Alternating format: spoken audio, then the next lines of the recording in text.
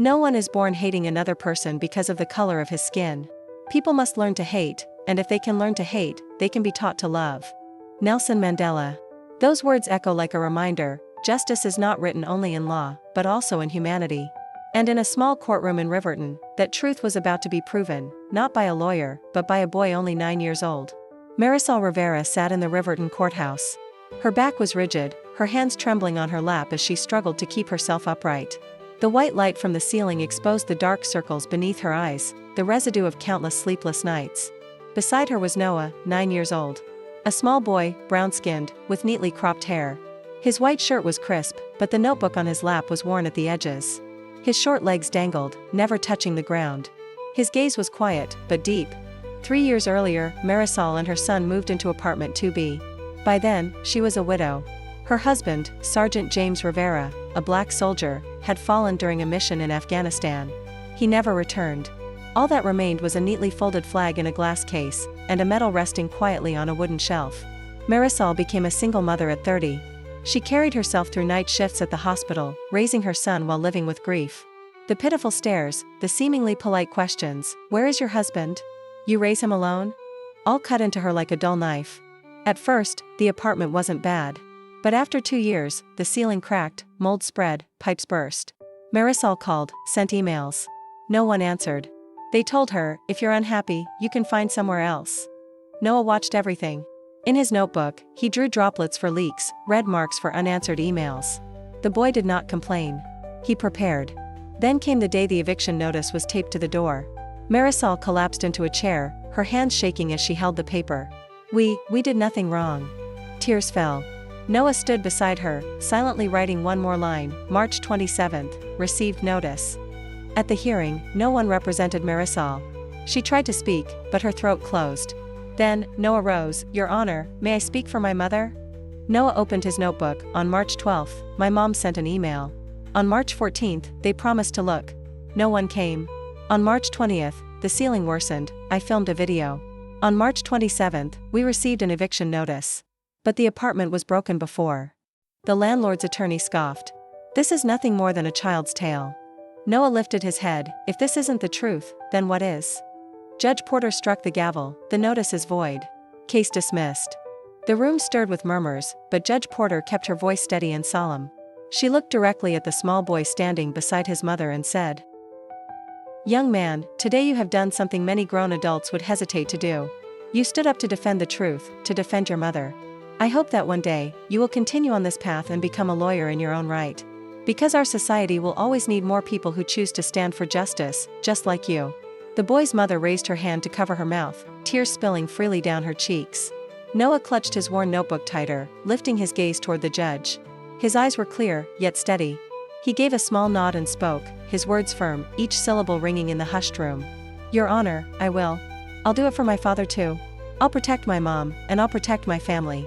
I promise." The courtroom fell silent once more. Not because of law, not because of argument, but because of the weight of a child's vow. His mother broke into sobs, pulling him into her arms. And in that moment, everyone understood, this was not just the dismissal of a case. It was the beginning of a journey. Weeks later, they moved into a new apartment, small but clean. Noah wrote in his notebook, "Today, no bucket to catch the water." One night, Noah asked, "Mom, why do people treat us unfairly because of skin?" Marisol replied, "You can't choose how others treat you. But you can choose how you respond. Even in injustice, we must choose to be good." Years later, Noah became a community lawyer. His office wasn't in gleaming towers but on a modest street corner, where poor families came with debt letters and eviction notices. On his very first trial, Noah walked into the courtroom wearing a modest gray suit. His hair was neatly cut, his eyes steady and bright. In his hands he carried not a polished legal brief, but the same worn notebook he once held as a child, the notebook that had seen him through his first defense of his mother. Standing before the jury, Noah began to speak. His voice was no longer that of a boy, but of a man who knew loss, responsibility, and the weight of promises. "Your Honor, I may not be the most experienced lawyer here.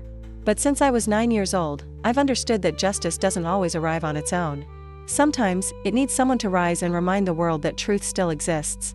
And I made a promise, that I would carry my father's part too, to protect my mother, my family, and those who have no voice."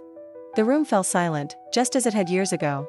But this time, Noah was no longer the small boy standing nervously among adults. He had become exactly what that judge once hoped for, a man willing to stand for justice. From the gallery, his mother sat quietly, her hands clasped together as if in prayer. She was older now, her hair streaked with gray, her face lined with years of struggle. But as she watched her son stand firm before the court, her tears flowed, not from fear this time, but from pride. She remembered the day when a small boy had risen beside her with nothing but a notebook and courage. Now, that same boy stood as a man, carrying not only her hope but the hopes of many who could not speak for themselves. That day, the courtroom did not close with just a ruling, but with a truth. Justice can rise from the humblest of places, and sometimes, from the smallest of voices. Noah was no longer the boy who once stood to defend his mother. He had become proof that a promise can grow into a lifetime, and that love can turn loss into strength. People left the court with a different look in their eyes, whispering not only about the case, but about something greater, the belief that this world still needs those willing to stand for truth, even when everyone else remains silent. And as Nelson Mandela once said, no one is born hating another person because of the color of his skin. If they can learn to hate, they can be taught to love. It was a reminder that injustice can be undone, so long as there are those who choose compassion over bitterness, justice over silence. Years later, on a quiet summer night, Noah sat on the porch with his mother. He turned to her and said, "Dad protected the country. I protect the homes of those with no voice." Marisol's eyes glistened as she nodded, her heart swelling with pride. She knew then that the seed of justice planted in a little boy years ago had grown into a strong tree, one that sheltered not only her, but many others who needed a voice. Noah's story is not just his family's story. It is a call to us all, to rise, to speak, and to believe that the truth, no matter how small, can change the world.